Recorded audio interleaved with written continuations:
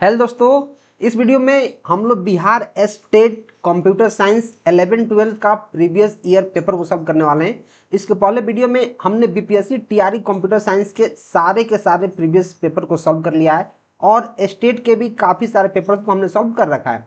तो आप चैनल पे जाके सारे के सारे वीडियो देख सकते हैं और आप काफ़ी अच्छे से चीज़ों को कर सकते हैं। तो इस वीडियो में हम लोग स्टेट के जो प्रीवियस ईयर का क्वेश्चन है 100 क्वेश्चंस सबको सॉल्व करने वाले हैं। काफ़ी बेहतर तरीका से 1 बाय 1 मैं आपको काफ़ी डिटेल में चीज़ें बताने वाला हूं। तो आप वीडियो को अंत तक देखते रहो और अपन सॉल्व करना इसको शुरू करते हैं। राइट, तो मैं क्या करता हूँ, पहले एक लेता हूँ मार्कर और मार्कर लेने के बाद इसको सॉल्व करना शुरू करते हैं।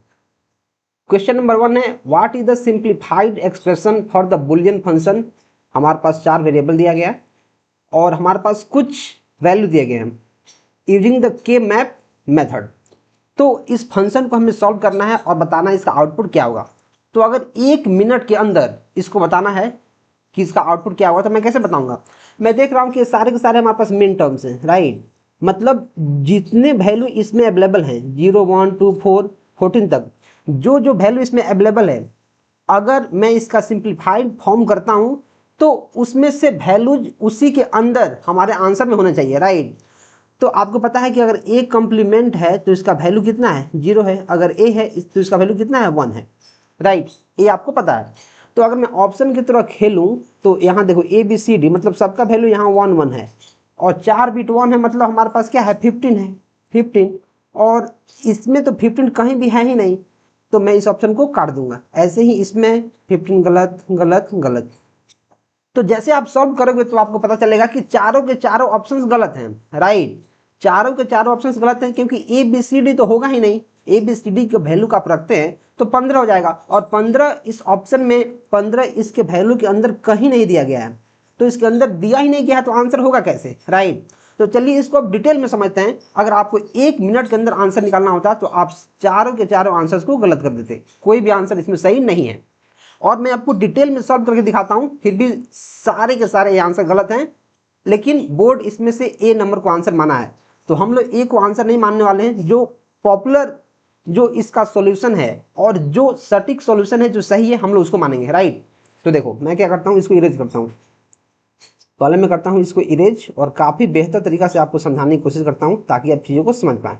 राइट, तो देखो मैं क्या करता हूं, पहले मार्कर फिर से लेता हूं और बोला कि हमारे पास 4 वेरिएबल है। जब 4 वेरिएबल से तो 2 टू द पावर में 4 करूंगा तो हो जाएगा 16, मतलब 16 वैल्यू वाले के मैप पे हमें प्लॉट करना पड़ेगा। तो मैं क्या करता हूं, एक यहां बनाता हूं के मैप के लिए बॉक्स और इसमें 16 वैल्यू वाला एक बॉक्स बनाता हूं। राइट, तो 16 वैल्यू का अपन यहाँ बॉक्स बनाते हैं। अब ध्यान समझो, काफी ध्यान से, तभी चीजें समझ में आएंगी।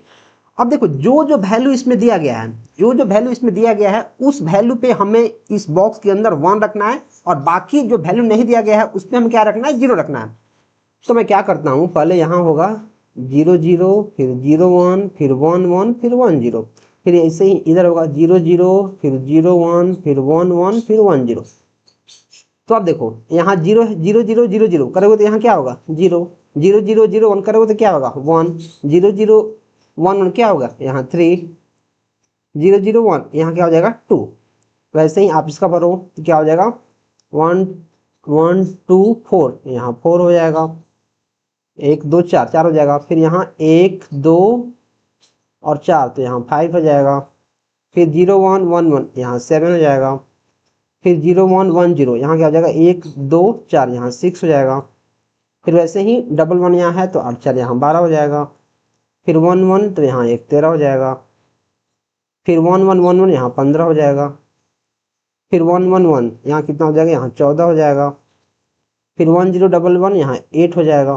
राइट, और 1 0 0 1 यहाँ कितना हो जाएगा 8 1 9 हो जाएगा, फिर 1 0 1 1 यहाँ कितना हो जाएगा 1 2 3 और 8 यहाँ 11 हो जाएगा, 1 0 1 0 कितना हो जाएगा 1 2 4 8, मतलब यहाँ 10 हो जाएगा, यहाँ हो जाएगा क्या 10। अब देखो ध्यान समझो, मैंने क्या आपको बोला है, मैंने ये बोला है कि जो जो वैल्यू इसमें दिया गया है उसके जगह पर आपको यहाँ 1 रखना है। तो 0 दिया गया है तो 0 जगह पे यहाँ 1 रख दो, 1 दिया है तो 1 की जगह पे 1 रख दो, फिर 2 दिया है 2 की जगह पे 1 रख दो, फिर 4 दिया है 4 की जगह पे यहाँ 1 रख दो, फिर 5 दिया, 5 की जगह पे 1 रख दो। फिर हमारा 6 दिया गया, 6 की जगह पे 1 रख दो। फिर हमारा 8 दिया गया है, 8 की जगह पे 1 रख दो। फिर 9, 9 की जगह पे 1। फिर हमारा 10, 10 की जगह पे 1। फिर हमारा 12, 12 की जगह पे 1। फिर हमारा 13, 13 की जगह पे 1। फिर हमारा 14 और 14 की जगह पे 1। तो देखो अब जो जो वैल्यू हमारे क्वेश्चन में दिया गया है उसके वैल्यू पे आपको 1 रखना है और बाकी पे 0 रखना है, 0। तो यहाँ आप 0 रख दो, 0 0 0। अब हमें क्या करना है, इसको ग्रुपिंग करते हैं और ग्रुप हम इस तरह से बनाते हैं कि उसमें जो ग्रुप में नंबर ऑफ एलिमेंट्स हो वो 2 टू द पावर 2 के पावर को फॉलो करे। जैसे 2 टू द पावर 0 तो 1, 2 टू द पावर 1 तो 2। उसमें एक एलिमेंट हो या फिर 2 एलिमेंट हो या फिर 4 एलिमेंट हो या फिर 8 एलिमेंट हो, इतने नंबर ऑफ एलिमेंट्स होने चाहिए। तो मैक्सिमम कितना एलिमेंट हो सकता है एक साथ में? हॉरिजॉन्टल हो सकता है, वर्टिकली हो सकता है, डायगोनली हो सकता है, कैसे भी हो सकता है। तो आप देख पा रहे हो कि 1 2 3 4 5 6 7 8 इस सारा का मैं ग्रुप बना सकता हूँ क्योंकि सारे एक रेक्टेंगल के अंदर आ जाएंगे, राइट, सारे एक साथ हैं। तो मैं इनका बनाता हूँ, कैसे लिखूंगा, 0 0, इसको लिखना होगा तो कैसे लिखूंगा, 0 0 0 0। तो यहाँ लिखता हूँ 0 0 0 0। फिर इसको कैसे लिखूंगा, 0 0 0 1, 0 0 0 1। फिर इसको कैसे लिखूंगा, 0 1 0 0। ध्यान से समझो, क्वेश्चन काफी इंपॉर्टेंट है, राइट। हमने इसको लिख लिया, फिर 0 1 0 1, 0 1 0 1। फिर लिखना है 1 1 0 0, 1 1 0 0। फिर क्या लिखना है, 1 1 0 1, 1 1 0 1। फिर कैसे लिखना है, 1 0 0 0, 1 0 0 0। फिर कैसे लिखना है, 1 0 0 1, 1 0 0 1। ठीक है। अब देखो, अब क्या करना है, इसका आंसर निकालो। देखो कि इसमें 4 1 है और 4 0 है, तो कट जाएगा, तो इग्नोर हो जाएगा, कुछ नहीं बचेगा। फिर इसमें भी 4 1 है, 4 0 है, कट जाएगा। जो थर्ड वाला कॉलम में इसमें सारे के सारे 0 हैं, तो क्या हो जाएगा, ए बी और सी। सारे के सारे 0 हैं तो सी डैश, सी कंप्लीमेंट। अगर सारे के सारे 0 हैं तो सी कंप्लीमेंट, और सारे के सारे अगर 1 हैं तो क्या हो जाएगा, सी, राइट। अगर सारे के सारे 0 हैं तो कंप्लीमेंट, सारे के सारे 1 हैं तो वो वैल्यू आ जाएगा बिना कंप्लीमेंट के। और इसमें भी देखो 4 1 है, 1 2 3 4 1 है और 4 0 है, तो भी हमारा खत्म हो जाएगा, मतलब सी डैश सिर्फ बच गया।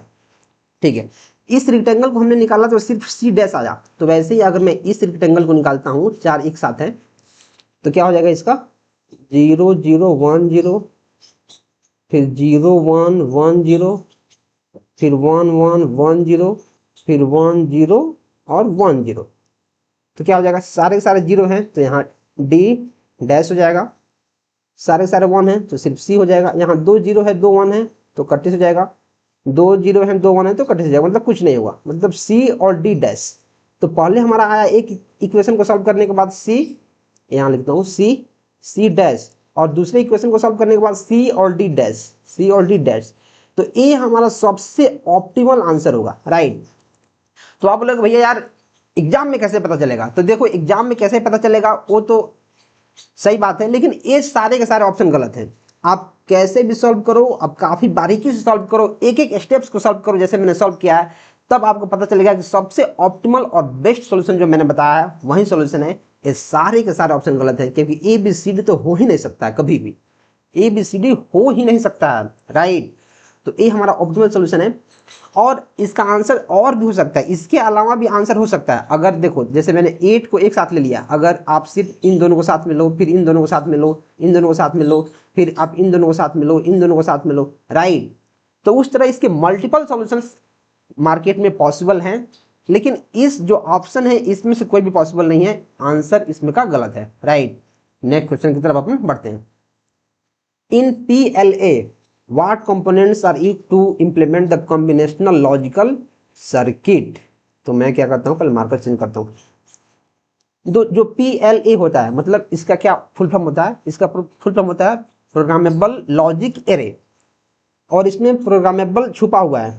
तो क्या किससे बना होता है, AND gates and OR gate, NAND gate और XOR gate, NOR gates and XNOR gate, NOT gate and multiplexer. तो जो प्रोग्रामेबल लॉजिक एरे होता है वो बना होता है एंड गेट्स और गेट से, राइट। वो किससे बना होता है, एंड गेट्स और गेट से। और वो भी जिसमें एंड होता है वो होता है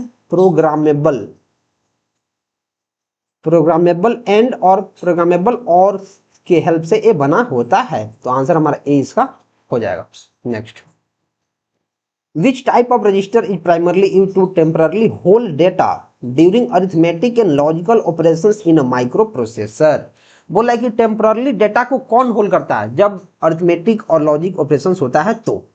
क्या शिफ्ट रजिस्टर करता है? शिफ्ट क्या शिफ्ट करता है? नहीं, शिफ्ट क्या क्या काम है इसका? क्या है? सीरियल टू पैरेलल और parallel to serial, serial to parallel and vice versa, data को ट्रांसफर करता है वाइस वर्सा। ठीक है, तो ये तो होगा नहीं। क्या पैरेलल है? नहीं, पैरेलल क्या होता है? ये डेटा को होल्ड किया रहता है, ये डेटा को होल्ड किया रहता है, राइट। टेम्पररली होल्ड किया नहीं किया रहता है, ये होल्ड किया रहता है परमानेंट। एक्यूमुलेटर रजिस्टर क्या है? यस, ये टेम्पररी डेटा को होल्ड किया रहता है। और काउंटर रजिस्टर क्या है? ये हमारे काउंटिंग ऑपरेशंस को काउंट करता है। काउंटिंग ऑपरेशंस मतलब जितने ऑपरेशंस हो रहे हैं, जैसे प्लस माइनस डिवाइड, जो जो ऑपरेशन हो रहा है उसको काउंट करता है, राइट। तो टेम्पररी होल्ड करता है अरिथमेटिक को कौन? एक्यूमुलेटर। इसको आप याद करना है। Which logic family uses both depletion and enhancement mode of MOSFETs for its operation? तो सबसे पहले आपको पता होना चाहिए MOSFETs क्या है। इसका फुल फॉर्म क्या है? इसका फुल फॉर्म है मेटल ऑक्साइड सेमीकंडक्टर और फील्ड इफेक्ट ट्रांजिस्टर। इसका फुल फॉर्म है metal oxide semiconductor field effect transistor, right. तो इसके फैमिली से कौन बिलोंग करता है? तो इसके फैमिली से कौन, सेमीकंडक्टर के फैमिली से कौन बिलोंग करता है? सीमोस। इसका फुल फॉर्म क्या होता है? इसका फुल फॉर्म होता है कॉम्प्लीमेंट्री मेटल ऑक्साइड सेमीकंडक्टर। ये इसका आंसर हो जाएगा। जो टीटीएल है ये क्या करता है? जो टीटीएल है क्या करता है? आपको इसको कमेंट में बताओ। टीटीएल क्या करता है आपको कमेंट करना है, इसलिए क्या करना है आपको करना है कमेंट। पीमोस क्या होता है? पीमोस का फुल फॉर्म क्या होता है? तो पीमोस का फुल फॉर्म होता है P channel metal oxide. P channel metal oxide इसका क्या होता है? फुल फॉर्म होता है। तो बोल रहा है डिप्लेशन और इन्हांसमेंट मोड किसके लिए, किस लॉजिक फैमिली के लिए है? तो वो है हमारे सीमोस टेक्नोलॉजी के लिए। इसका फुल फॉर्म हमने क्या बताया आपको, इसको भी कमेंट कर दीजिए, क्योंकि कभी कभी क्वेश्चन डायरेक्ट इसका फुल फॉर्म ही पूछ देगा और इसका भी फुल फॉर्म पूछ देगा, मॉसफेट्स का फुल फॉर्म क्या है, राइट। तो भी आपको आना चाहिए। Next, what is the primary difference between ROM and RAM? इसका प्राइमरी डिफरेंस क्या है? तो देखो, ROM is faster than RAM. क्या जो रोम है वो रैम से फास्टर होता है? नहीं होता है। रोम क्या वोलेटाइल होता है? नहीं। देखो, जो RAM है रैम, तो अगर ए को आप पलटोगे तो क्या V बन जाएगा? जो A है A, इसको पलटोगे तो V हो जाएगा, मतलब वोलेटाइल। तो जो रैम होता है वो वोलेटाइल होता है। ट्रिक से याद कर लो, जो रैम होता है अगर इसके बीच वाले को आप पलटोगे तो V बन जाएगा, मतलब वोलेटाइल। तो जो रैम होता है वो वोलेटाइल होता है, रोम नहीं, गलत। RAM is used for data storage while RAM is used for program execution. Okay.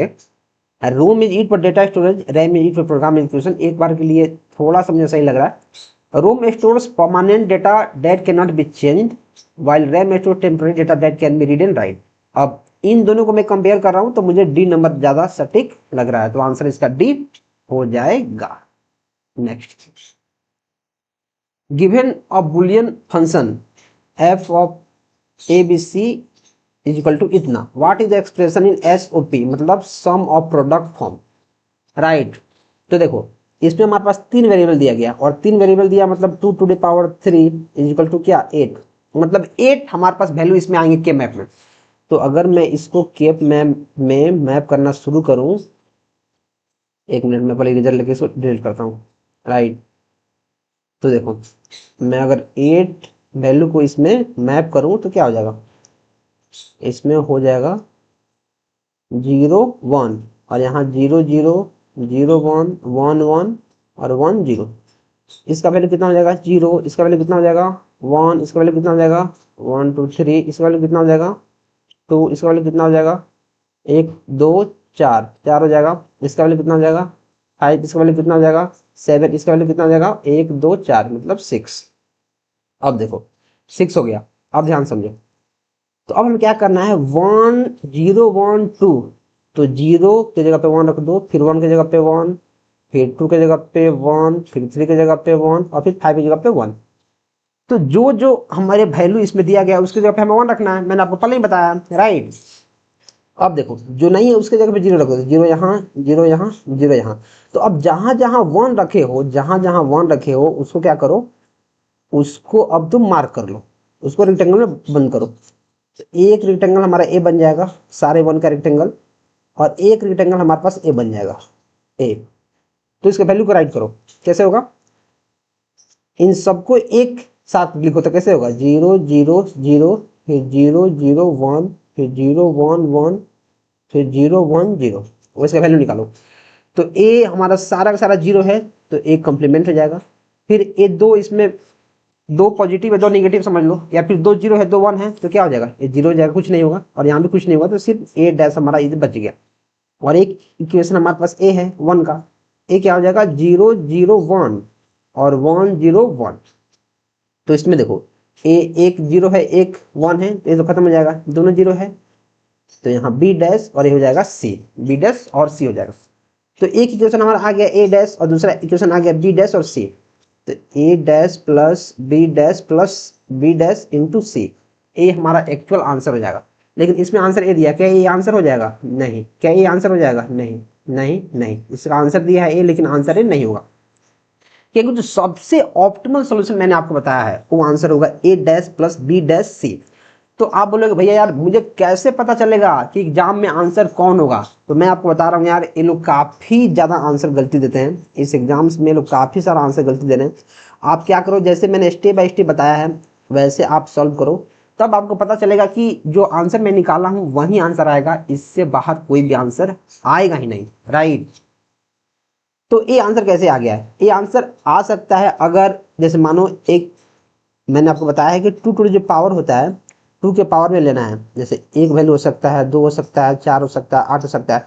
तो हो सकता है सिर्फ ये लोग एक एक वैल्यू को लिए हैं, फिर एक वैल्यू को, फिर एक वैल्यू को, फिर एक वैल्यू को, या फिर ये दोनों वैल्यू को, या फिर ये दोनों वैल्यू को, फिर ये दोनों वैल्यू को। तो वैसे करके आप जब आप बहुत हिट एंड ट्रायल मारोगे तब आपका आंसर ये जो ऑप्शन देते हैं उसमें से आ सकता है, लेकिन मुझे नहीं लगता है कि वो भी आंसर आने वाला है। जो सबसे बेस्ट और ऑप्टिमल सॉल्यूशन है वो मैंने आपको बताया, आपको इस टाइप के क्वेश्चन को ऐसे ही करना है, राइट।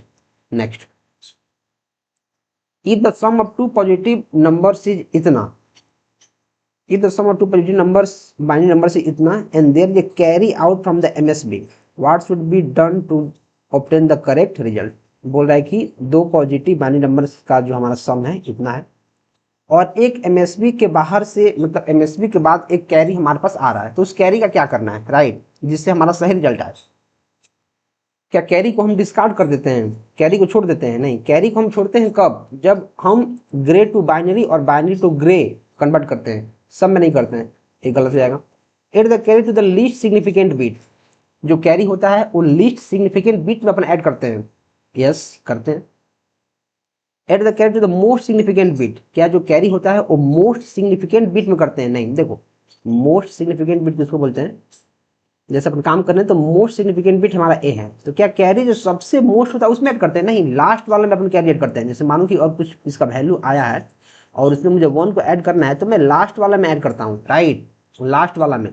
तो ये हमारा क्या हो जाएगा, ये हमारा लिस्ट सिग्निफिकेंट बिट है, मतलब जो राइट साइड में है उसको लिस्ट सिग्निफिकेंट बिट बोलते हैं।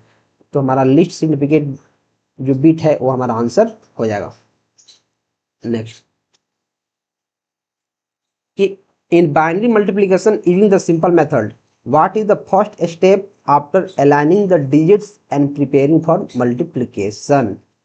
क्वेश्चन क्या बोला है, क्वेश्चन बोल रहा है कि अगर बाइनरी मल्टीप्लिकेशन हम लोग कर रहे हैं सिंपल मेथड से, तो फर्स्ट स्टेप क्या होगा, after aligning the digits and preparing for multiplication, अगर हमें मल्टीप्लिकेशन करना है तो आपको पता होगा, देखो यहाँ जैसे मानो हम बाइनरी डिजिट यहाँ लिख रहे हैं और यहाँ कुछ लिख रहे हैं, इसके अंदर नीचे कुछ लिख रहे हैं और भी मानो कुछ लिख रहे हैं। अगर इसका मल्टीप्लिकेशन आपको करना है तो सबसे पहले आप क्या करोगे, इसको उठाओगे और इसका जो लीस्ट सिग्निफिकेंट बिट है, मतलब जो दाएं साइड में है उससे गुना करोगे, right. Multiply the least significant bit to the multiplier, okay. Multiply the most significant bit, क्या इसको उठा के आप मोस्ट सिग्निफिकेंट बिट है इससे इंटू करोगे, नहीं, तो मोस्ट वाला तो गलत हो जाएगा, मोस्ट वाला क्या हो जाएगा, गलत। Multiply the least significant bit by the multiplicand, नहीं, मल्टीप्लिकेंट से थोड़ी करोगे, मल्टीप्लायर से करोगे। Multiply the most significant bit, most significant bit तो होगा ही नहीं, आप डायरेक्ट यहां से उठा के यहां कैसे कर लोगे, आप पहले लीस्ट सिग्निफिकेंट बिट से करोगे और वहां से राइट साइड से फिर आप लेफ्ट साइड की तरफ आते जाओगे। तो आंसर हमारा ए नंबर आंसर हमारा हो जाएगा। Next, what is the relationship between the distance between parity bits and their error detection and correction capability in Hamming code. Question number हमारा क्या है 9। तो बोल रहा है कि रिलेशनशिप बिटवीन क्या है, पैरिटी बिट्स मतलब और उनके एरर डिटेक्शन और करेक्शन कैपेबिलिटी है जो हैमिंग कोड में उसका। तो देखो आपको एक चीज पता होगा कि जो पैरिटी बिट है, जो पैरिटी बिट है वो हमारा क्या करता है, वो 2 के पावर पे काम करता है। जैसे 1 2 4 8, मतलब जो हम बिट्स को रखते हैं वो इतने डिस्टेंस पे रखते हैं, 1 पे फिर 2 पे फिर 4 पे फिर 8 पे, मतलब इसको हम लोग दूर दूर रखने की कोशिश करते हैं, राइट। तो क्या बोल रहा है, closer parity bits provide higher error correction. हम लोग तो इसको दूर रखने की कोशिश कर रहे हैं, अगर दूर रहेगा तब हमारा कम एरर होगा। हम लोग पैरिटी बिट को दूर रखते हैं कि कम से कम एरर हो, अगर पास पास रख देंगे तब ज्यादा एरर होगा, राइट। तो closer parity bits provide higher error correction, अगर पास में रखेंगे तो ज्यादा एरर करेक्ट करेगा, नहीं ये तो और एरर बढ़ा देगा, गलत। Closer parity bits provide lower error correction, yes. अगर क्लोजर पैरिटी बिट्स हम रखते हैं तो कम से कम क्या करेगा, closer parity bits provide lower error correction. अगर मैं पास में रखता हूं तो कम एरर को करेक्ट कर पाएगा, क्योंकि पैरिटी बिट में हम क्या बोल रहे हैं कि इसको बिट्स को दूर दूर रखते हैं ताकि एरर को वो करेक्ट कर पाए। अगर पास में रख रहे हैं तो एरर को कम करेक्ट करेगा, तो इसका आंसर ए हमारा हो जाएगा कि अगर पास में रख रहे हैं तो कम एरर को करेक्ट करेगा। Distance between parity bits has no impact, ऐसा कुछ नहीं है, इसको हम पावर के 2 में रखते हैं इम्पैक्ट पढ़ने के लिए ही, right. The position of parity bits is irrelevant in Hamming code, नहीं इसका बहुत रिलेवेंट है, तो हमारा आंसर बी देखने को मिल जाएगा। To convert a gray code to its equivalent binary which technique is use. तो आपको पता है कि ग्रे कोड से बाइनरी में कन्वर्ट करने के लिए हम लोग जॉर ऑपरेशन को परफॉर्म करते हैं, तो इसका जॉर आपका आंसर देखने को डायरेक्ट मिल जाएगा। विच component of an ideal microprocessor is responsible for temporary holding data and instruction. Data को कौन होल्ड करता है, क्या सीपीयू डेटा को होल्ड करता है, नहीं। क्या एएलयू करता है, तो डेटा पर ऑपरेशन परफॉर्म करता है। क्या मेमोरी होल्ड करता है, यस मेमोरी डेटा को होल्ड करता है। क्या आउटपुट डिवाइस डेटा को होल्ड करता है, नहीं ये तो शो करता है, तो आंसर हमारा आउट मेमोरी देखने को मिल जाएगा। एक minute,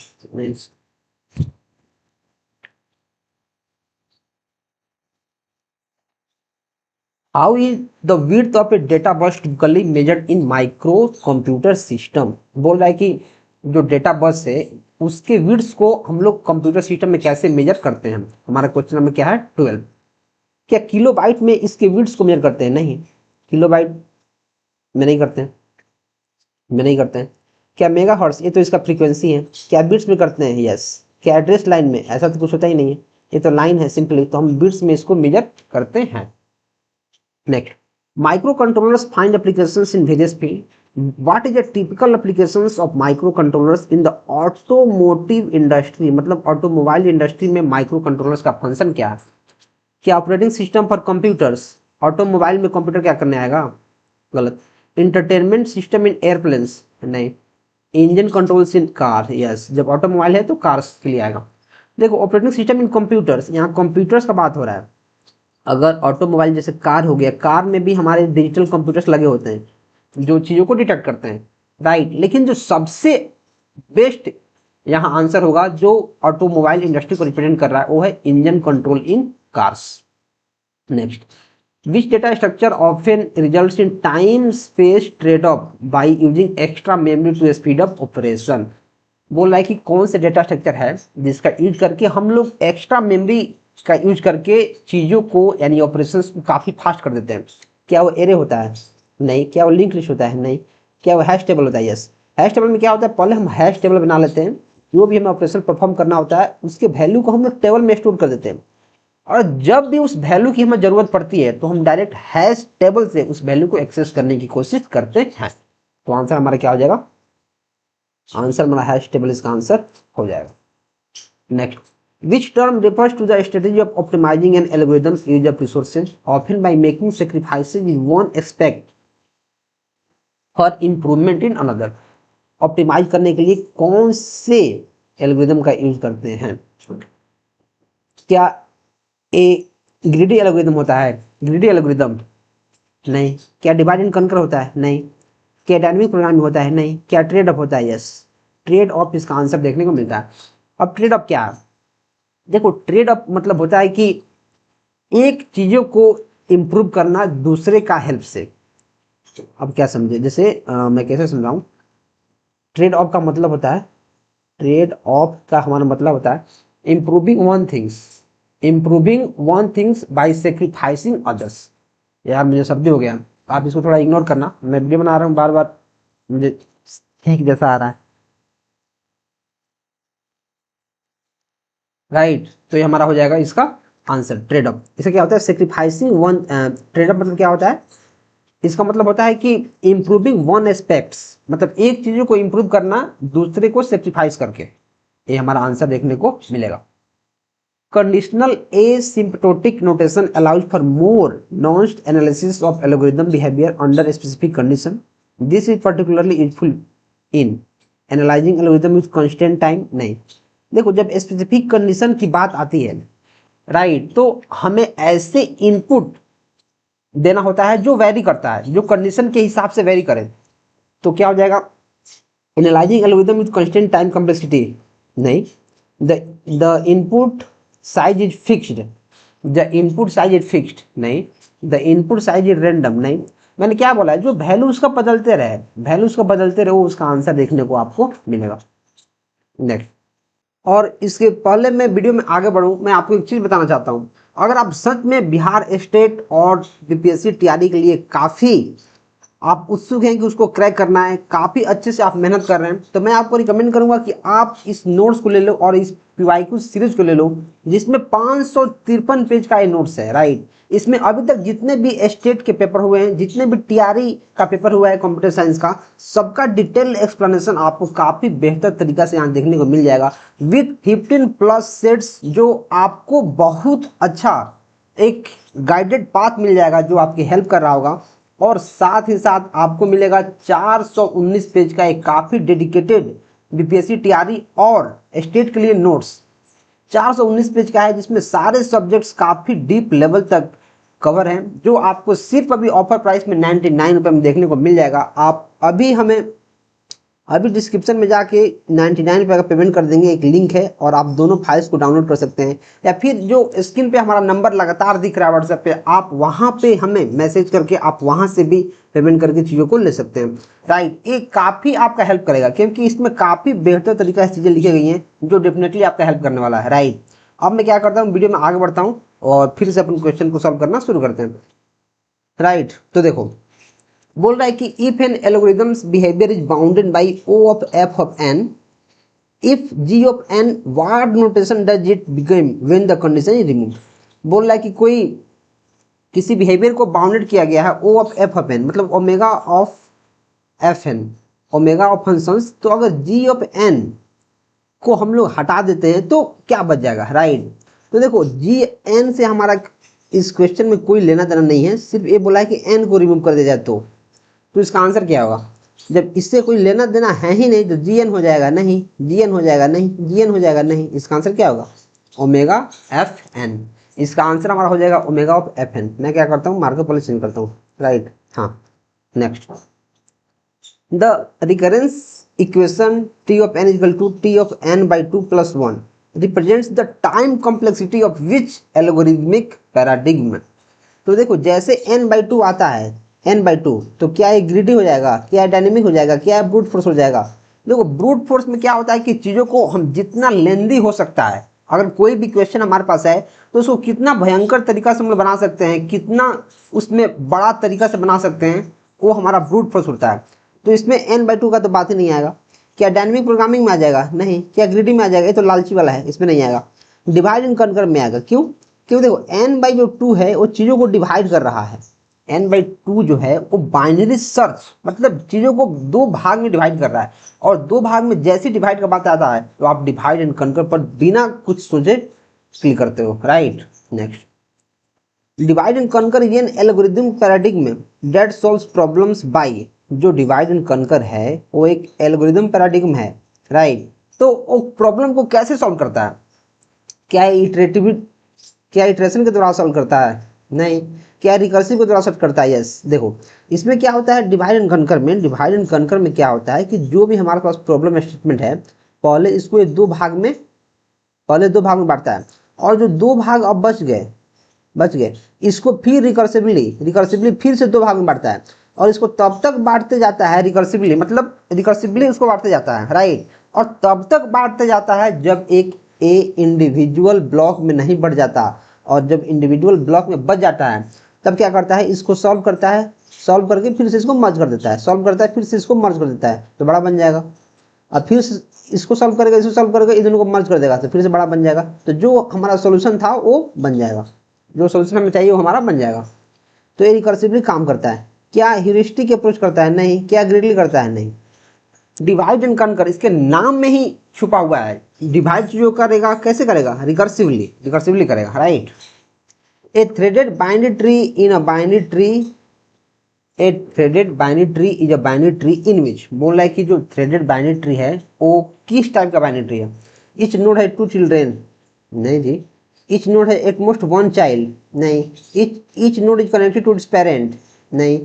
each node has a thread, yes. Each node has a thread connecting to it's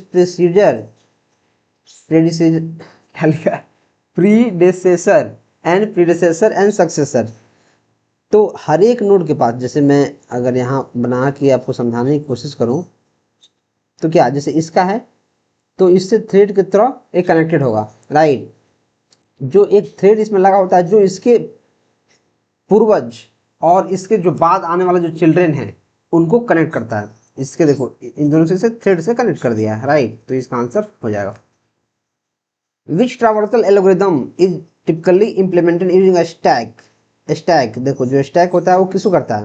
तो देखो यहाँ आप देख रहे हो काफी सारा आपको डेप्थ दिख रहा होगा, जैसे इसका कुछ डेप्थ है।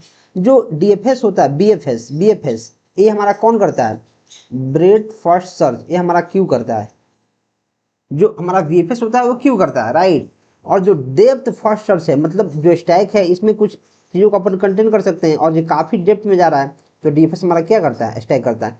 दोनों नहीं होता है, राइट। एक ही होता है डीएफएस, मतलब डेप्थ फर्स्ट सर्च, ये हमारा स्टैक करता है। बीएफएस कौन करता है? बीएफएस हमारा क्यू करता है। In a directed graph an edge that points from vertex A to vertex B is denoted edge. तो देखो ग्राफ में क्या होता है, ए से बी अगर हम डोनेट कर रहे हैं तो उसको हम लोग पैरेंथेसिस, ये जो हमारा पैरेंथेसिस होता है इसमें कवर करते हैं। जो स्क्वायर ब्रैकेट है वो हमारे ग्राफ में नहीं होता है, ये हमारे ग्राफ में नहीं होता है, C++ में होता है। और ये जो कर्ली ब्रेसेस है ये भी हमारा ग्राफ में नहीं होता है, तो हमारा क्या होता है? पैरेंथेसिस हमारा होता है। Separate चेनिंग involves storing collided elements in separate data structures specially in. बोल रहा है कि जो सेपरेट चेनिंग होता है, मतलब अलग अलग चीजों को अपन चेन करके रखते हैं, तो जो कोलाइडेड एलिमेंट्स को स्टोर करता है वो किस में होता है? राइट। क्वेश्चन में हमारा 23 ये हमारा होता है लिंक लिस्ट में। ये हमारा क्या होता है? लिंक लिस्ट में। लिंक लिस्ट में क्यों होता है? क्योंकि इसमें जो हैश टेबल अपन बनाते हैं, हैश टेबल, वो इसका जो हर एक जो हैश टेबल बनता है इसके हर एक बकेट का जो एलिमेंट होता है वो एक लिंक लिस्ट होता है। क्या एरे में ऐसा होता है? नहीं। क्या स्टैक में होता है? नहीं। क्या क्यू में होता है? नहीं। ये हमारा लिंक लिस्ट में इसका इम्प्लीमेंटेशन होता है। जो सेपरेट चेनिंग, जैसे आप कैसे मैं आपको समझाऊं, सेपरेट चेनिंग में क्या होता है कि जैसे कोई अगर डेटा है तो उसको चेन कर दिया जाता है कि इसके बाद यहाँ जाएगा, इसके बाद यहाँ जाएगा, इस तरह। Which collision resolution technique involves placing collided elements in the next available empty slot in the hash table? तो देखो मैं आपको यूपीएलटी ग्रेड का मैंने एक क्वेश्चन सॉल्व किया था, यूपीएलटी ग्रेड, जिसमें हमारा लीनियर प्रोबिंग पे एक क्वेश्चन था। उसी टाइप के क्वेश्चन यहाँ आपको देखने को मिल रहा है कि देखो जैसे मानो कोई एलिमेंट है, ठीक है, कोई एलिमेंट है जिसको मैं भर रहा हूँ तो यहाँ आ रहा है, ठीक है, और इसके बाद कोई और एलिमेंट है जिसका पोजीशन यहीं पे है, राइट। अब जैसे मानो यहाँ भरा हुआ है, यहाँ प्लस भरा हुआ है, और फिर से मैं कोई एलिमेंट डालना चाह रहा हूँ जिसका एक एक्चुअल पोजीशन जहाँ 5 पहले से रखा गया यहीं पे है, लेकिन 5 को मैं यहाँ रख नहीं सकता हूँ क्योंकि पहले से जगह को घेर चुका है। तो मैं क्या करूंगा, तब मैं लीनियर जो प्रोबिंग होता है, लीनियर प्रोबिंग का यूज करूंगा, और इसके बाद वाले मैं यहाँ सर्च करते जाऊंगा, इसके बाद वाले नेक्स्ट में जो पहले मिल जाए जिसमें जगह खाली हो उसमें मैं उस वैल्यू को रख दूंगा, राइट। तो इसको बोलते हैं लीनियर प्रोबिंग, जो नेक्स्ट अवेलेबल स्लॉट पे जाता है। In the tower of Hanoi problem with n disk, how many moves are required to solve the problem. जो टावर ऑफ हनोई प्रॉब्लम से उसमें कितने डिस्क चाहिए, राइट। इसका डायरेक्ट हमारे पास फॉर्मूला है 2 to the power n-1। इसको याद कर लो।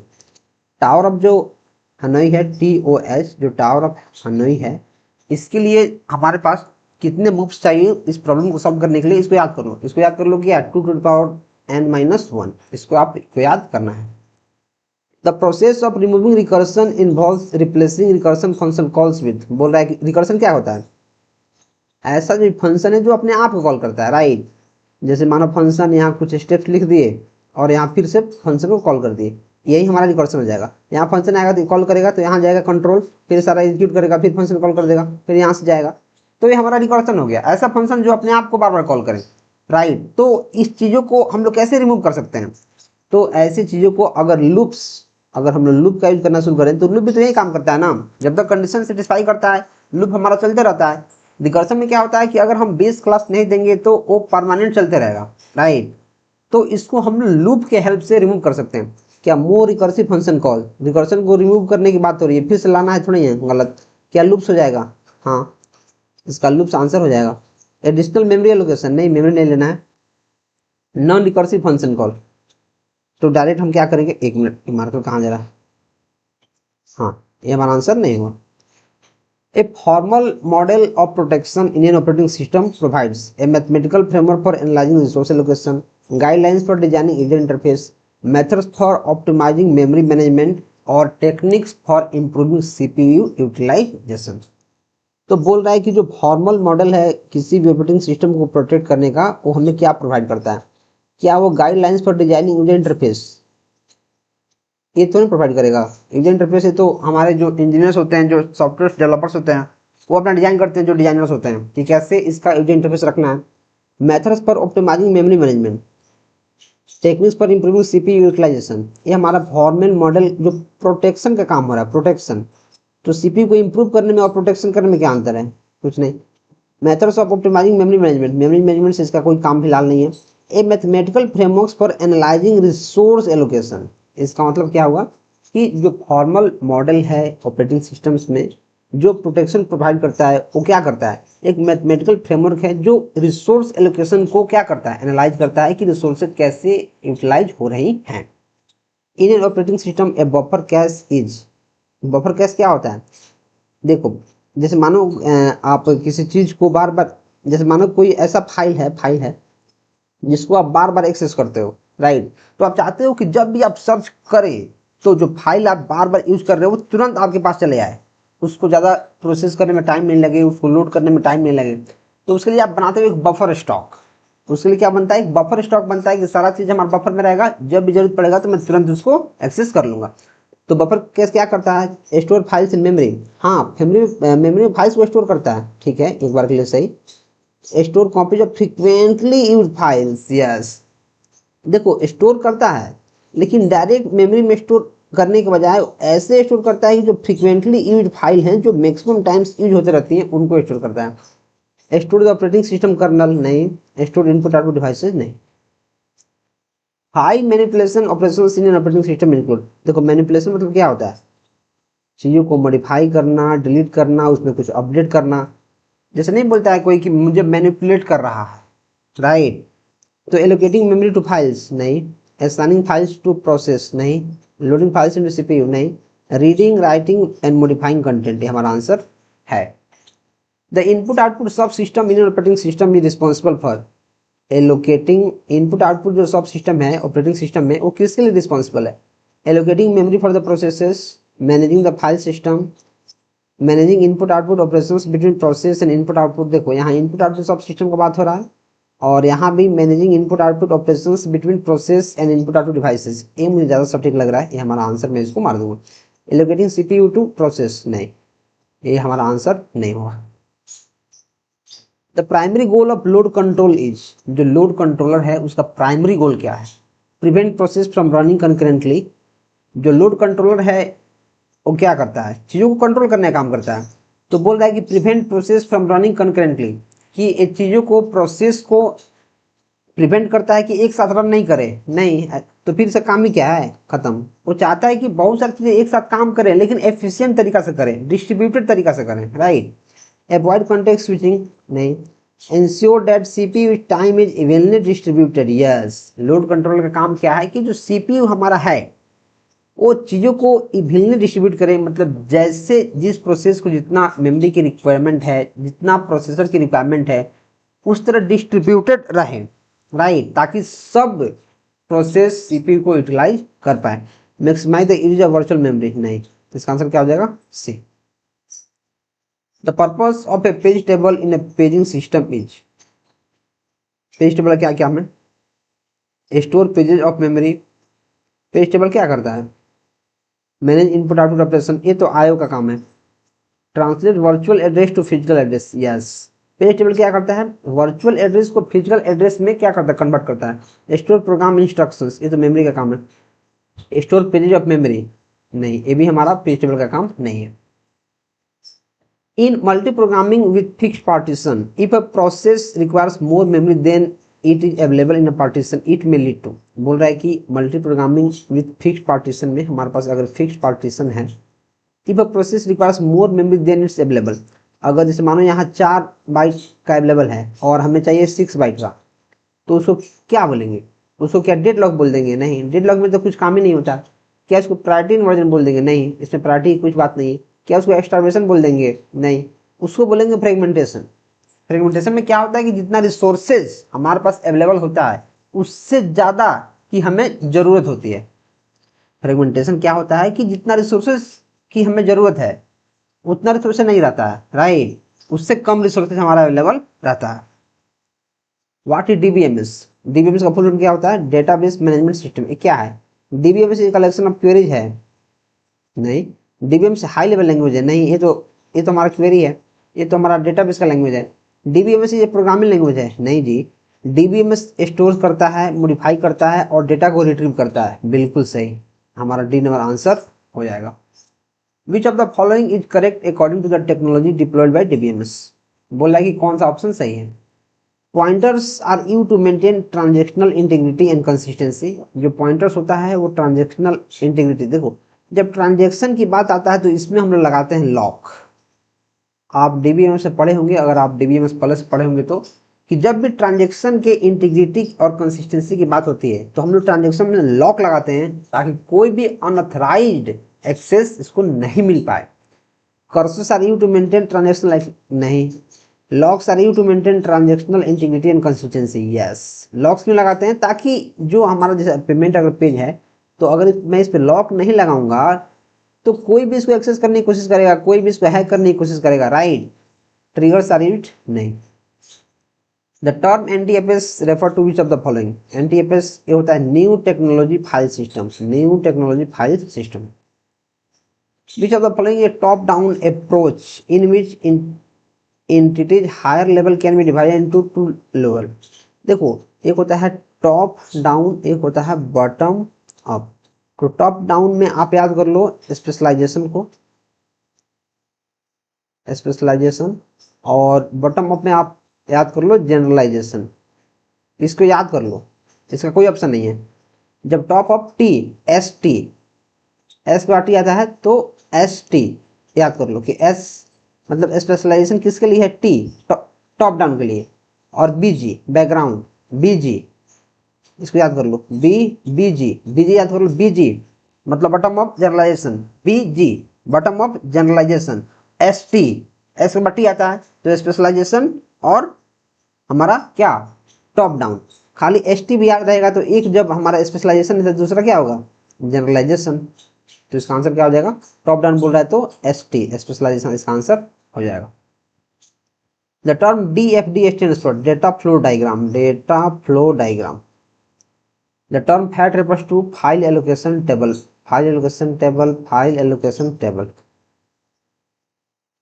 The term data refers to electronic representation of information. Data का मतलब इंफॉर्मेशन थोड़ी है, बेसिक इंफॉर्मेशन थोड़ी है, रॉ फैक्ट्स एंड फिगर्स, इसको डेटा बोलते हैं। What is the primary function of routing and computer network. Routing क्या करता है, डेटा को फ्रेम करता है? नहीं। फ्रेमिंग किसका काम है, एक डेटा लिंक लेयर का है। एरर को करेक्ट करता है? नहीं।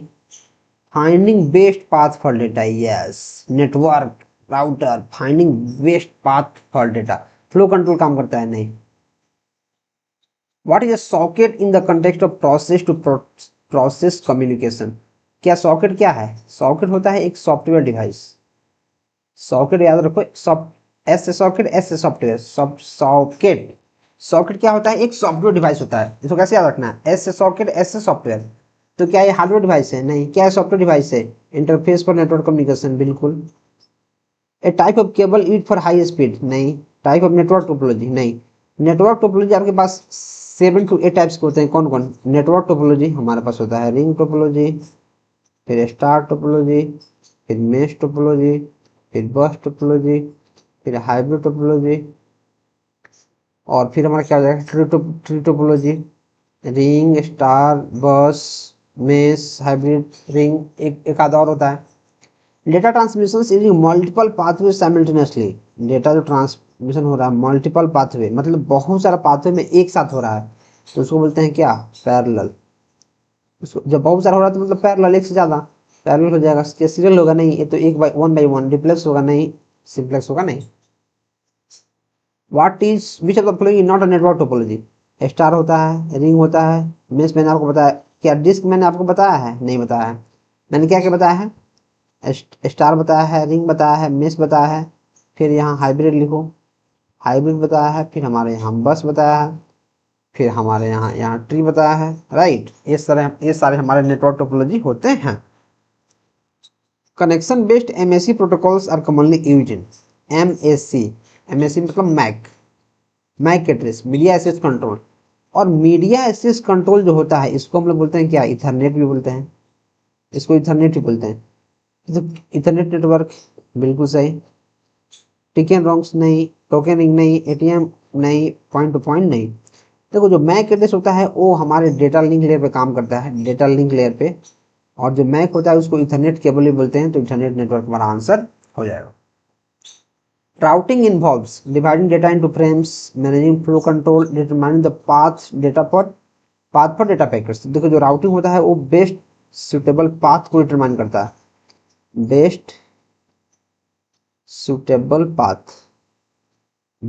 पाथ को डिटरमाइन करता है, राइट। तो हमारा क्या आंसर हो जाएगा, determine the best suitable path. What is the purpose of ARP. देखो जो एआरपी होता है मतलब एड्रेस रिजोल्यूशन प्रोटोकॉल, ये क्या करता है, a MAC address MAC to IP में कन्वर्ट करता है। और एक होता है आरएआरपी, ये क्या करता है, आईपी एड्रेस को मैक एड्रेस में कन्वर्ट करता है, राइट। तो बोल रहा है कि एआरपी का काम क्या है, एड्रेस रिजोल्यूशन प्रोटोकॉल का। To assign IP address to the devices, नहीं। To resolve domain name to IP address, ये तो डीएनएस का काम है, नहीं। To map MAC address to IP address, yes. MAC address को आईपी एड्रेस में मैप करता है, ये हमारा आंसर हो जाएगा। टू मैनेज नेटवर्क कॉन्फ़िगरेशन, नहीं। Which software life cycle model allows for iterative development and incorporate risk analysis।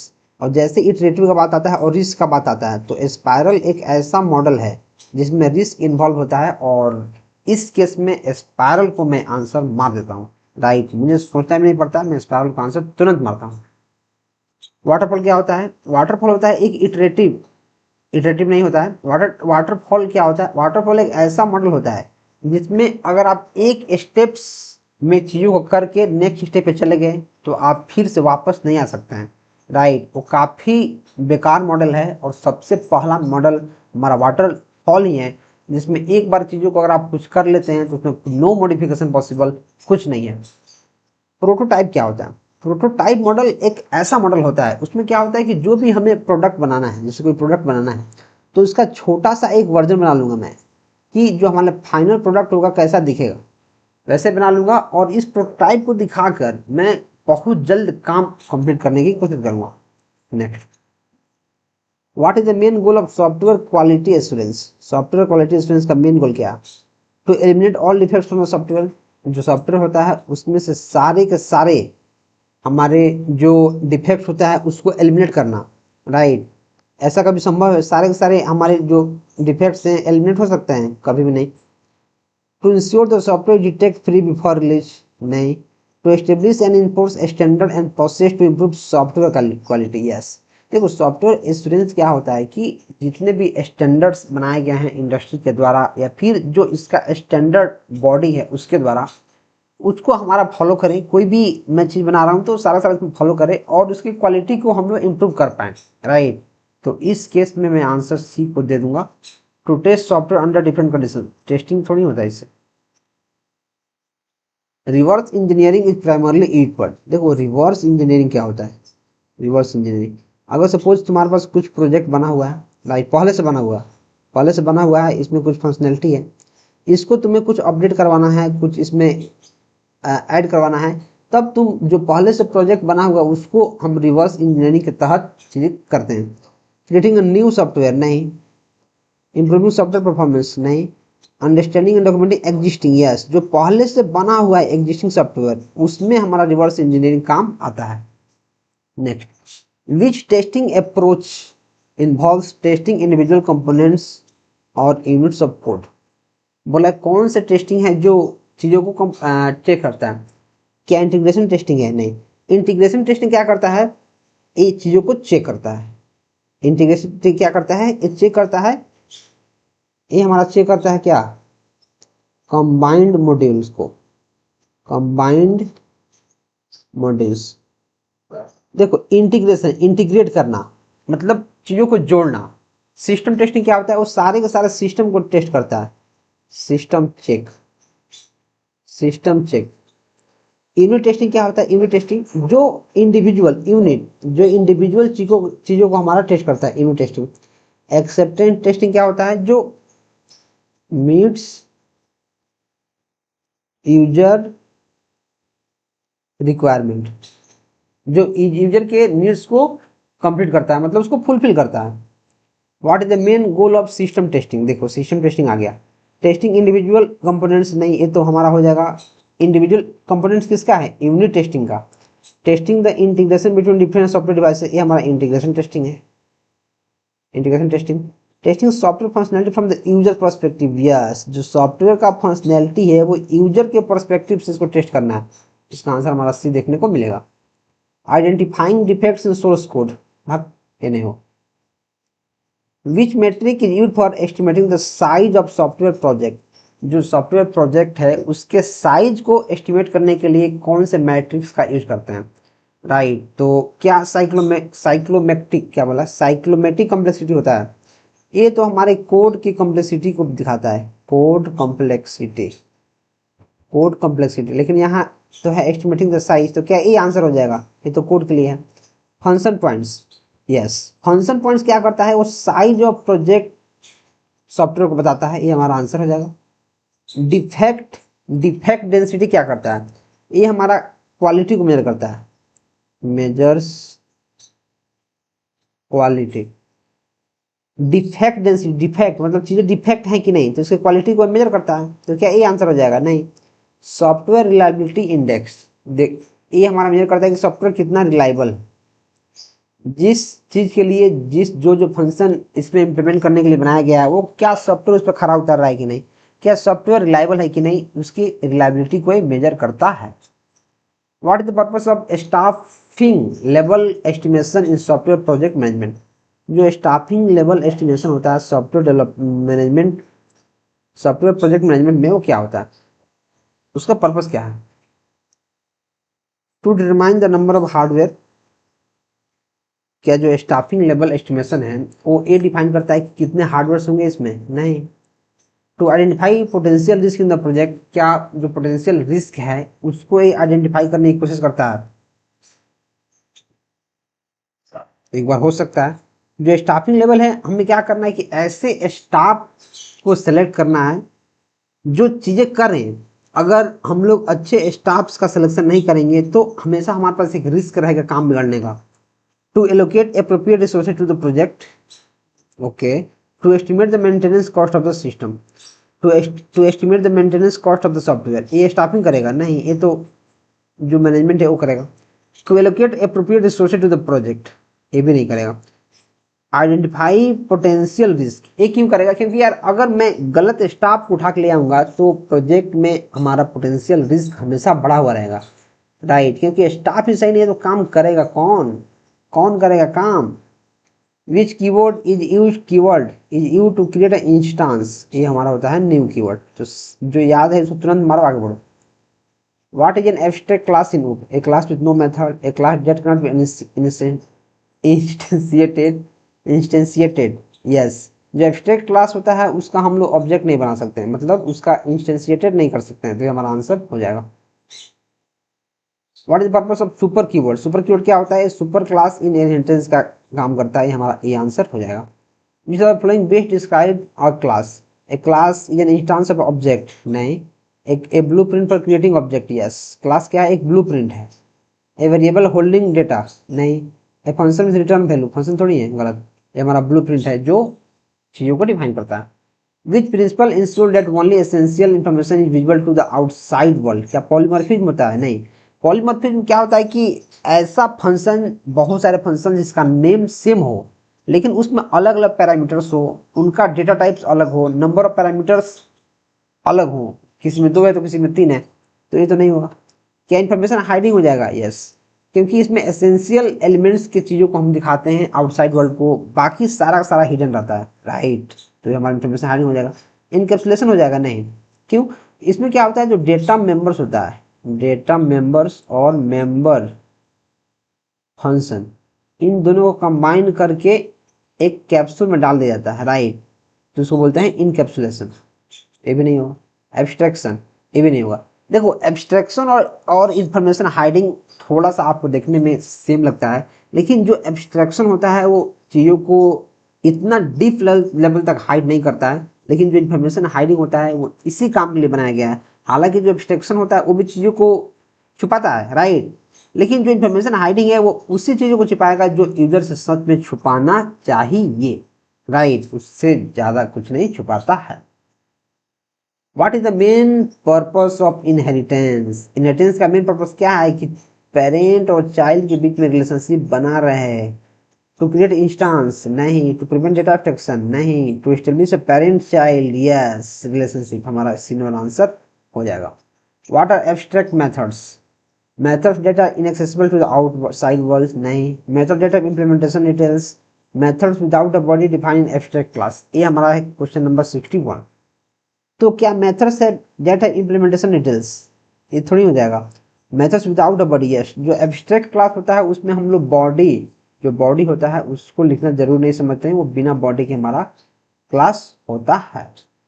Which protocol is use for sending email, तो ईमेल के लिए हमारा प्रोटोकॉल होता है SMTP, हमारा यूज होता है, राइट, और HTTPS किसके लिए होता है, वेब ब्राउजिंग के लिए, वेब ब्राउजिंग, HTTP फिर फाइल अपलोड करने के लिए, फाइल ट्रांसफर के लिए। SMTP हमारा क्या हो जाएगा, ये हमारा हो जाएगा सेंडिंग मेल्स, ये हमारा आंसर हो जाएगा।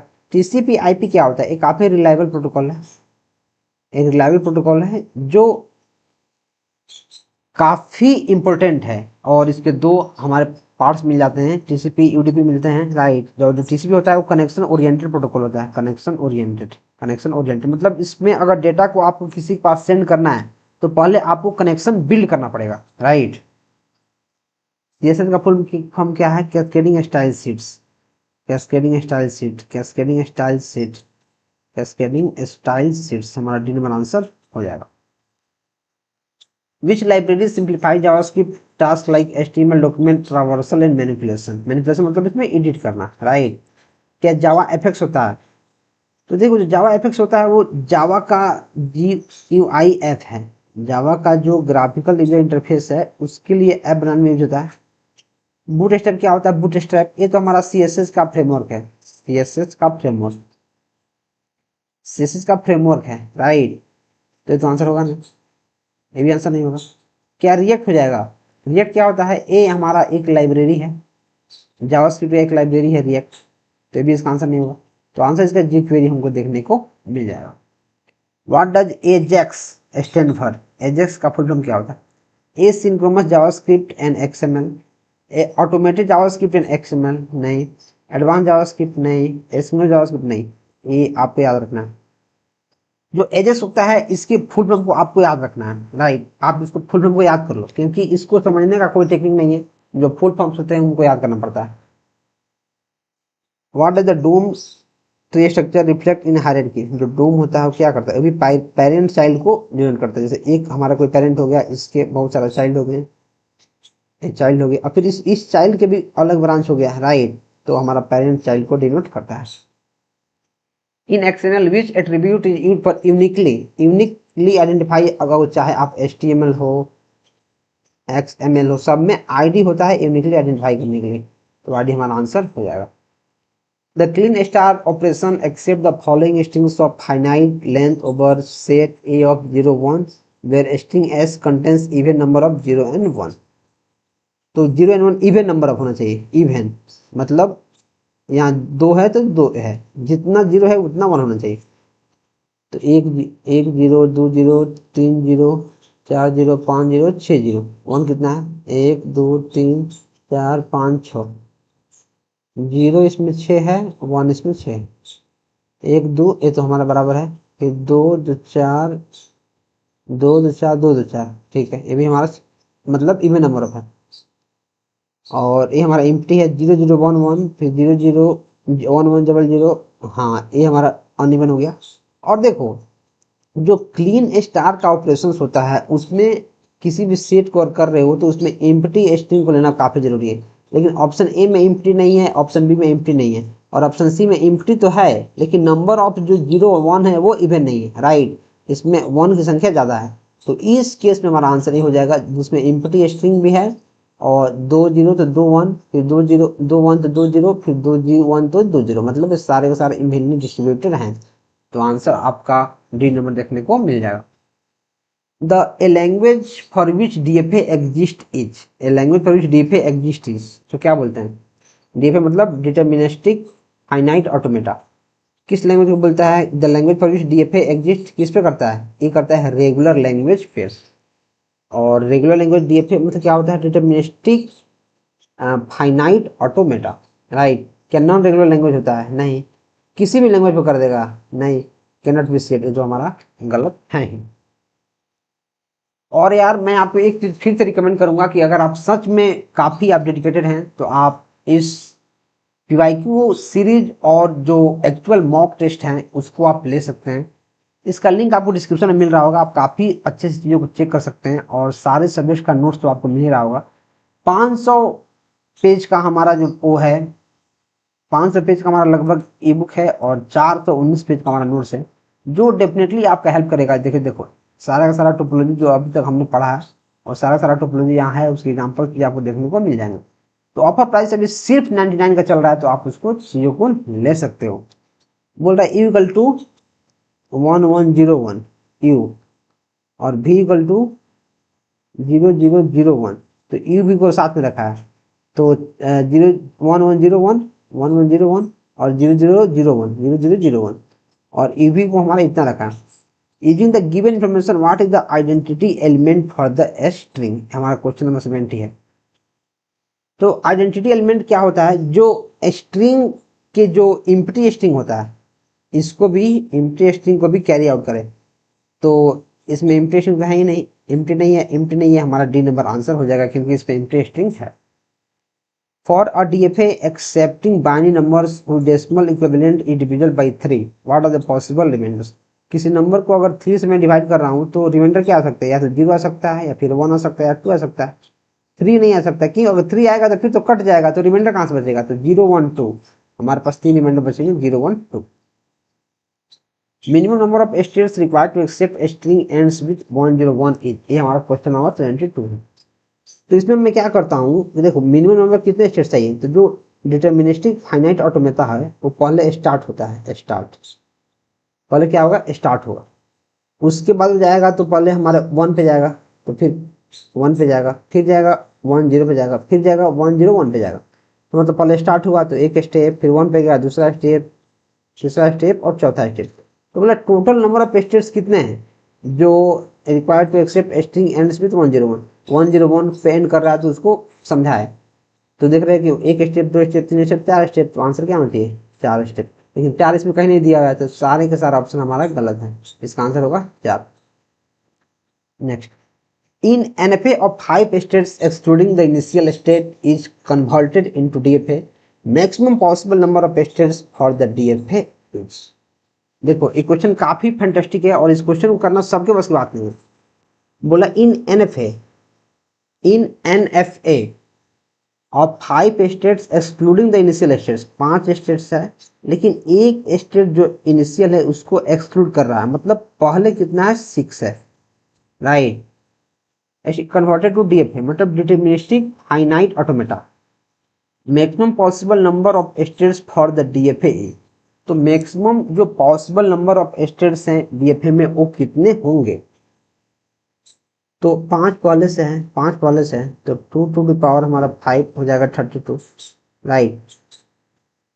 तो ये तो हमारा हो जाएगा 5 स्टेट्स के लिए, उसमें हम इनिशियल स्टेट को एक्सक्लूड कर रहे हैं, एक्सक्लूड। तो अगर मैं इंक्लूड करूंगा तो हमारा कितना हो जाएगा? 6। तो 2 टू द पावर 6 करूंगा तो कितना हो जाएगा? अगर 2 टू द पावर में 6 करता हूँ तो इसका आंसर हो जाएगा, जब 2 टू द पावर 5 हमारा 32 है तो 2 टू द पावर 6 कितना हो जाएगा? अब इसका भी दुगना, 32 दूना 64, तो 64 हमारा आंसर देखने को मिल जाएगा। The class of CFG is not included under CFG मतलब कॉन्टेक्स्ट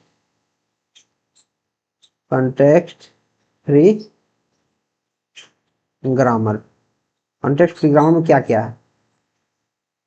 तो कॉन्टेक्स्ट फ्री ग्रामर में हमारा कॉन्केटिनेशन होता है, यस, यूनियन होता है, इंटरसेक्शन होता है, रिपीटेड कॉन्केटिनेशन जैसा कोई वर्ड नहीं है, ये हमारा नहीं होता है।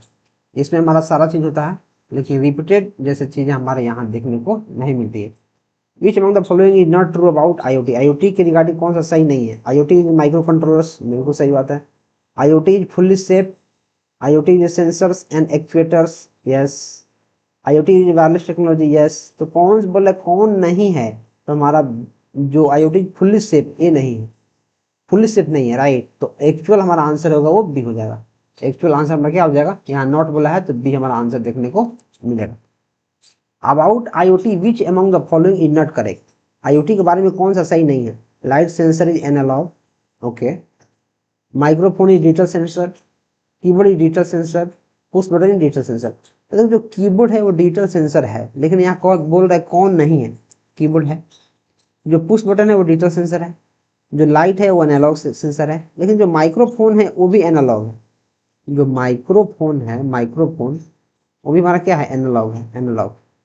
तो आप बोलोगे सर कैसे पता चलेगा कि कौन सा एनालॉग है? तो बहुत सारे जो एग्जांपल्स अगर आप करते हैं, अलग अलग चीज़ों को पढ़ते हैं, तो आपको पता चलता है कि कौन सा एनालॉग है, कौन सा डिजिटल है। जैसे कीबोर्ड है, कीबोर्ड तो आप देख पा रहे हैं सारा डिजिटल चीज़ें इसमें से एक्सेप्ट करता है सिग्नल के द्वारा, राइट। इसके जो अंदर चिप लगे होते हैं या फिर कोई भी स्ट्रोकर लगा होता है तो उसके हेल्प से चीज़ों को करता है। तो बहुत सारे जब आप क्वेश्चन करेंगे तो आपको चीज़ें याद हो जाएंगी कौन सा डिजिटल है, कौन सा डिजिटल नहीं है। BLE स्टैंड पर इसका होता है Bluetooth low energy, Bluetooth low energy हमारा आंसर देखने को मिल जाएगा। अब बोलोगे सर कैसे हो गया? तो अगर आप पढ़े हैं तो आपको फुल फॉर्म याद है तब ये चीज़ें होंगी, इसमें कोई ट्रिक नहीं है। अगर आपको BLE का फुल फॉर्म याद नहीं है तो आप नहीं कर पाएंगे, जाहिर सी बात है। WS स्टैंड पर वायरलेस स्टैंडर्ड प्रोटोकॉल, यहाँ तो N है तो प्रोटोकॉल हो जाएगा नहीं, क्या प्रोटोकॉल हो जाएगा नहीं, क्या प्रोटोकॉल हो जाएगा नहीं, क्या प्रोटोकॉल हो जाएगा नहीं। इसका होता है वायरलेस सेंसर, उसका कौन सा क्वेश्चन है? हमारा 78। ये होता है वायरलेस सेंसर प्रोटोकॉल की जगह पे होगा यहाँ नेटवर्क, वायरलेस सेंसर नेटवर्क, तो हमारा बी नंबर आंसर हो जाएगा, वायरलेस सेंसर नेटवर्क। एक कॉम्प्लेक्स एस्केडा सिस्टम है, जो एस्केडा सिस्टम होता है उसके पास हमारे पास 4 हायरार्किकल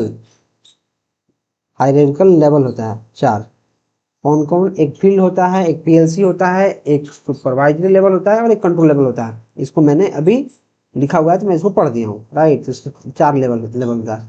आपको कमेंट करना है कौन कौन से लेवल मैंने बताए हैं, आपको सिंपली करना है comment. What is the role of MISO pin in RFID? MISO मतलब क्या होता है? मास्टर इन, देखो M से मास्टर इन स्लैब आउट, तो मास्टर इन स्लैब आउट इसका आंसर हो जाएगा। Who is known father of AI? Father of AI कौन है? जॉन मैकार्थी है। एलन ट्यूरिंग क्या है? एक ट्यूरिंग मशीन क्या है? फिर अगला क्या है? इसका कोई लेना देना नहीं, इसे एलन न्यूलन का लेना देना फादर ऑफ एआई से नहीं। Programming language commonly used for AI is, क्या होता है, लिस्प होता है नहीं, पर्ल होता है यस, प्रोलॉन्ग होता है नहीं, सी प्लस होता है नहीं, सी प्लस तो सिस्टम के लिए होता है, कंपाइलर के लिए होता है, इंटरप्रेटर के लिए होता है। Next, the algorithm used in the game to make decision of win loss, कौन सा प्लेयर जीता कौन सा प्लेयर लूज हुआ, ये होता है मीन मैक्स एल्गोरिदम के हेल्प से। डीएफएस क्या होता है, डेप्थ फर्स्ट सर्च स्टैक की हेल्प से, मैंने आपको बताया ही। ग्रीडी सर्च क्या होता है, इसमें कैसे भी आपको आंसर निकालना होता है, कैसे भी हिट एंड ट्रायल मारो आंसर निकालो। Uniform cost search explain the node and with the, क्या होता है हमारा क्वेश्चन नंबर कौन सा है, ये हमारा क्वेश्चन नंबर है 84। तो इसका आंसर क्या हुआ, इसका आंसर हमारा होता है lowest path cost, heuristic cost, highest fast cost, average fast cost. Uniform cost, जो यूनिफॉर्म लगे तो कैसे लगेगा, अगर कम मैं खर्च करूंगा तब, ज्यादा करूंगा तो यूनिफॉर्म तो नहीं होगा, एवरेज करूंगा तो यूनिफॉर्म तो नहीं होगा, सबसे कम करूंगा तो यूनिफॉर्म हो जाएगा। The process of removing detail from A given state representation is called abstraction. इसको क्या बोलते हैं, एब्स्ट्रैक्शन बोलते हैं। डेटा माइनिंग क्या होता है, चीजों को मतलब कहीं से माइन करके रखना और अपने लिए ज्ञान की बातें पढ़ना। इंफॉर्मेशन रिट्रीवल नहीं, एक्सट्रैक्शन ये तो प्रोग्रामिंग थोड़ी होता है, हमारा एब्स्ट्रैक्शन हो जाएगा। What does a first order predicate logic, first order में होता है एक प्रेडिकेट और एक सब्जेक्ट, प्रेडिकेट और सब्जेक्ट हमारा आंसर देखने को मिलता है। तो प्रेडिकेट और सब्जेक्ट, ये सब चीजें याद करना है। ये जो एक एक नंबर के क्वेश्चन हैं, इसको बहुत सारी चीजें आपको याद करने वाली है। विच of the following can improve the performance of AI, precision, ठीक है, लर्निंग, ऑब्जर्विंग, ये सारे के सारे चीजें एआई के एजेंट्स की परफॉर्मेंस को बढ़ा सकते हैं। राइट, ऑब्जर्व कर रहा है तो, लेकिन जो सबसे बेस्ट है एआई एजेंट के जो इन्फॉर्मेशन को बढ़ाने के लिए वो है लर्निंग, इसीलिए आया है मशीन लर्निंग। राइट, जैसे ML मशीन लर्निंग, तो लर्निंग इसका आंसर मोस्ट सुटेबल हमारा हो जाएगा। Which of the following is part of 4 main e commerce business, business to business, business to consumer, consumer to business, ये सारे के सारे हैं। What is the process in which a buyer posts its interest in buying a certain quantity of items and sellers compete for the business by submitting successfully lower bid? देखो, अगर higher bid लगाया रहा, higher bid मतलब नहीं होता है किसी चीज का बोली लगाता है, बोली अगर अच्छा से बोली लगा रहा है तो उसको ऑक्शन बोलते हैं, कम बोली लगा रहा है, लोअर बोली लगा रहा है, उसको बोलते हैं रिवर्स ऑक्शन। रिवर्स ऑक्शन हमारा आंसर देखने को मिलेगा। If it is easy for competitors to enter in the market, the rate of new entrants, अगर जो competitors हैं उनको मार्केट में आना काफी आसान है तो जो खतरा है कंपटीशन बढ़ने का वो काफी ज्यादा हो जाएगा।